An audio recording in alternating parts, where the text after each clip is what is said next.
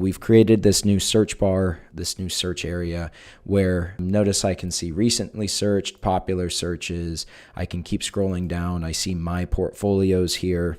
Also notice that I am hovering my mouse over these items, and we also have some new buttons here associated with it.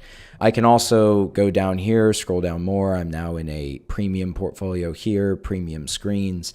And I also have these abilities to click on these filter items over here, and that'll help filter down the list.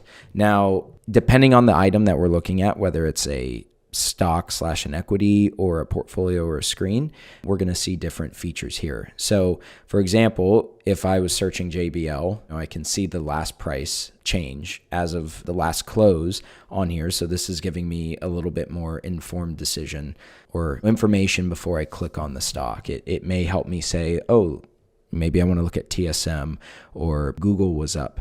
So I'm getting that information right here. I can also see the exchange, the region that this is in, the type of security this is. So we have an equity here, we have an ADR here, and then whether it's the primary equity or not. So Tencent, the US OTC version, is not the primary equity, while the US version of JBL is the primary equity.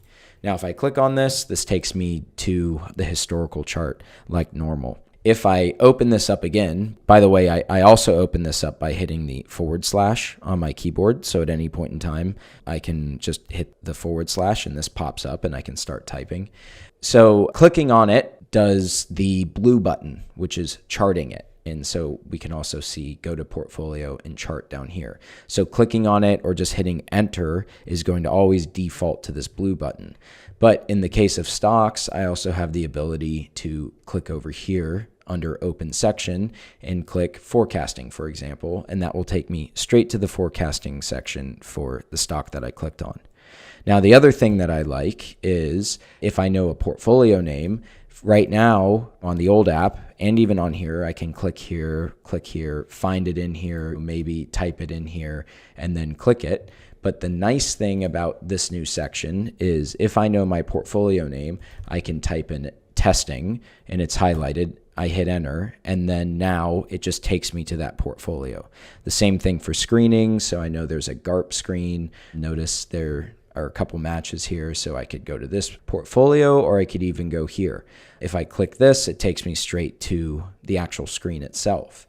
Now for charting, if we see on here, I can see go to portfolio like we've tested or chart. If I click this chart, what it does is it takes me to the historical graph, well, the security app, and then charts the portfolio.